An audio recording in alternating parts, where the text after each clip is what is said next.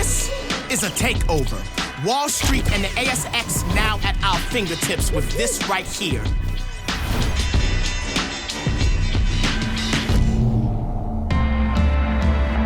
Welcome, you're watching Eagle Review, courtesy of Stake. Download the app or visit hellostake.com. The 9-game losing streak is finally broken as West Coast hang on against the Bombers in a Friday night shootout at Optus Stadium. But it was anything but a certainty early doors, West Coast conceding the first 9 inside 50s as the Dons just controlled the territory game. They were getting on top in the midfield, locking the ball inside their front half, pouncing on Eagles' turnovers and pushing the lead out to 22 points. 2-metre Peter and Stringer just causing massive headaches up forward. Then the tide starts to turn and West Coast string together 4 straight majors, getting them right back in the contest, while Essendon were just struggling with accuracy at the other end of the ground. Start of the second half and it's entertainment at its best, with each side going goal for goal, but it was the small forwards doing most of the damage. Liam Ryan with 2 in the term, including this absolute ripping finish, opponent hanging off him, not a drama. The midfield flipped the script in the final term, getting on top in contested ball and feeding the forwards. JK running onto this one.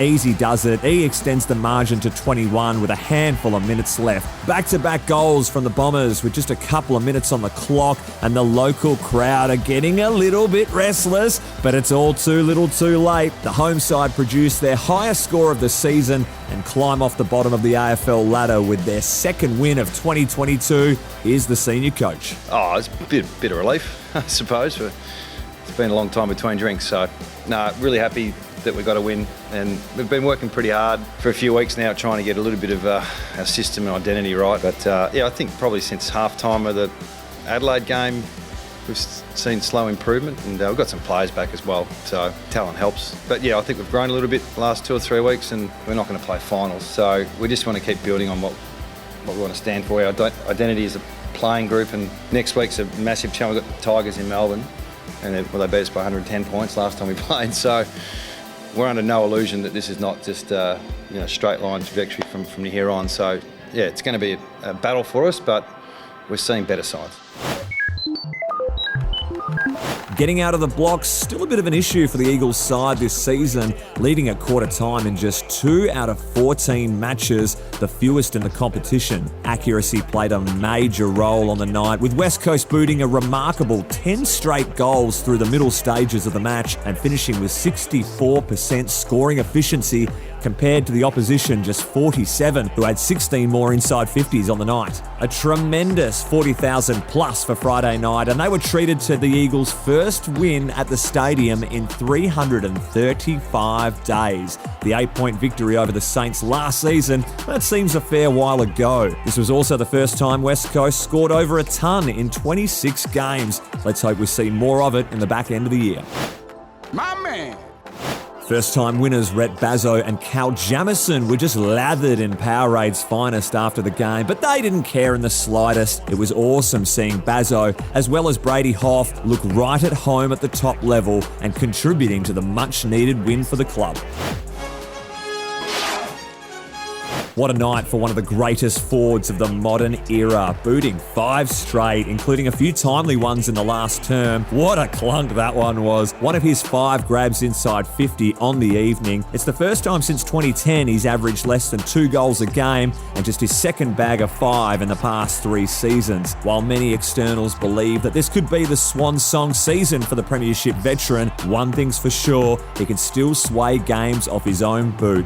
What a legend. Honourable mentions go to his forward line compadres in Willie Rioli and Jamie Cripps, who were outstanding by his side with 19 score involvements between the two of them, as well as 6 snags. Jack Redden led the midfield with 22 touches, including this sublime dummy and drilling ball inside forward 50, setting up Cripper for the set shot. Jermaine Jones made some kicking errors in the opening term in the back half, led to some Bombers scores, Simo giving him some wise words of encouragement and direction to come out in the second quarter and impact the game with confidence. He certainly deserves some praise for his improved play as the game wore on. This one was pretty special. Jack Darling, 1-on-1 in the goal square. One-hand effort. What a time to deliver when you're 4 goals to 1 down. JD's been targeted 34% this season inside forward 50, which is the 3rd highest in the AFL. Pretty handy you went to him then. Gotta keep my eye on him. It was the 2nd game at half-back for Elliot Yeo in his return from injury. Was sensational once again with 20 disposals, 8 grabs and 10 rebound 50s. Did collect one of his All-Australian selections back in 2017 for his stellar role in defence. What will be an interesting watch is whether he returns to his on-ball role in the weeks to come or remains a part of the back 6. Tough news for Dommy Sheed, who was the laid out on Friday night. Not syndesmosis, but the same leg, says Simo. Hopefully it's not stress-related, but a chance it might be. We'll have to wait and see the prognosis there. Durham almost taking one of the grabs of the week. Probably trying to give Ryan a bit of a taste of his own medicine, but not to be. Bailey Williams just jumping in front of the goal-kicking icon in JK up forward. The young Padawan may be owing a carton to the big fella here post-game. The Dons robbed of a goal by the 3/4 time siren. Yeah, real devastated about that one. Yo puts the afterburners on here out of half-back. Stringer not enjoying the chase whatsoever. The pass goes inboard to Liam Ryan. Have a look what happens here. Whoop! D'Ambrosio wondering what just happened as Ryan spins out of trouble. Ball goes to half forward. JK on the run for one of the team goals of the year. Genuine flower bag. Jamie Cripps copping this falcon to the face deep in the 4th quarter. He put his hands up saying, I'm technically blind, you carry on without me. Channel 7 fully stitching up sport reporter Ryan Daniels with this graphic. Round 14's ladder. Geez, how many teams have the Crows got in the comp again? Can't remember the Bombers winning that many games to be top either. We touched on Gaffey signing a muffin last week. Now a carrot's getting thrown down to the boys to write their name on. No idea what's going on here. But finally, the West Coast Waffle team having their first victory of season 2022. The team song, however, not as impressive.